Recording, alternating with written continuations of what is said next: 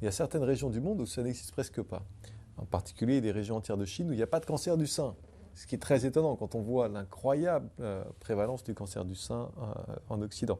Il y a certaines régions où il n'y a pas de cancer de la prostate du tout, alors qu'aujourd'hui ça concerne énormément d'hommes dans nos sociétés. Donc que se passe-t-il? Eh bien, on s'aperçoit que la grande différence, ce n'est pas les gènes, ce n'est pas que les Asiatiques ou les femmes chinoises ont des petits seins ou elles sont protégées contre le cancer, parce que quand elles viennent vivre en Occident, elles ont les mêmes nombres de cancers du sein que nous.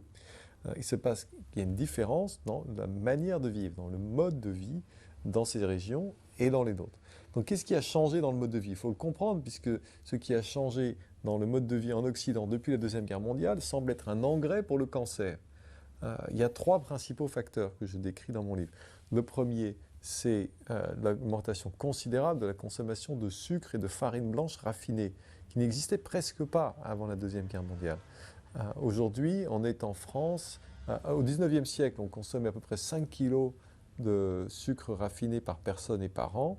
Aujourd'hui, en France, on est à 35, aux États-Unis, on est à 70, et en France, on est en train de rattraper les Américains. Donc bientôt, on sera nous aussi à 70.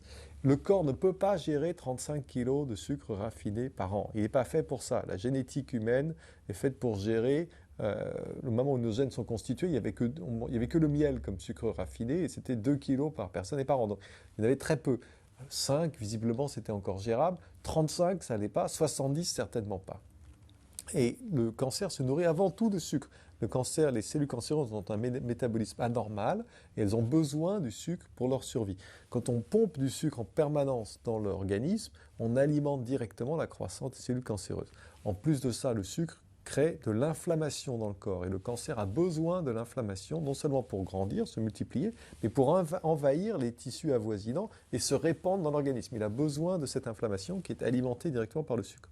Donc sucre, farine blanche, c'est-à-dire la baguette, malheureusement, c'est des choses très bonnes, c'est des choses qu'on aime, sinon il n'y aurait pas de problème.